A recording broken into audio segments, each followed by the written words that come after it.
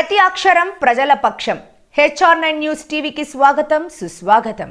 హిందూపురం నియోజకవర్గంలో 2019లో వైఎస్ఆర్సీపీ టికెట్ ఇచ్చి బాలకృష్ణపై వైఎస్ఆర్సీపీ అధిష్టానం పోటీకి దింపింది.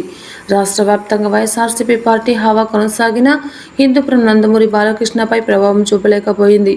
టీడీపీ తక్కువ మెజార్టీతో విజయం సాధించారు.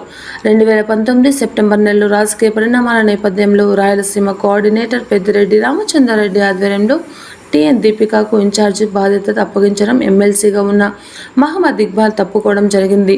అనంతరం సీఎం అపాయింట్మెంట్ ఇవ్వకపోవడం వల్ల కొంత మనస్తాపం చెందాడు. ఈ విషయంపై ఆలోచించి పార్టీకి ఎమ్మెల్సీ పదవికి రాజీనామా చేయడం పార్టీకి పెద్ద షాక్ తగిలింది. తన కార్యాచరణ సిద్ధాంతంపై నిర్ణయం తీసుకొని టీడీపీలో చంద్రబాబు సమక్షంలో టీడీపీ కండువ కప్పుకున్నారు. ఈ సందర్భంగా ఆయన హిందూపురంకు టీడీపీలో చేరిన అనంతరం రావడం ఇది మొదటిసారి. ఆయనకు బ్రహ్మరథం పట్టి స్వాగతించిన ప్రజలు రావడం పార్టీకి కొంత బలం చేకూరిందని ప్రజలు భావిస్తున్నారు.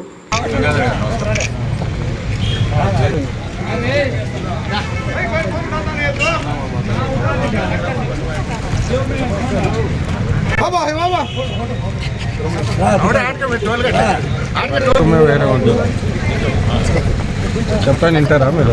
చెప్తే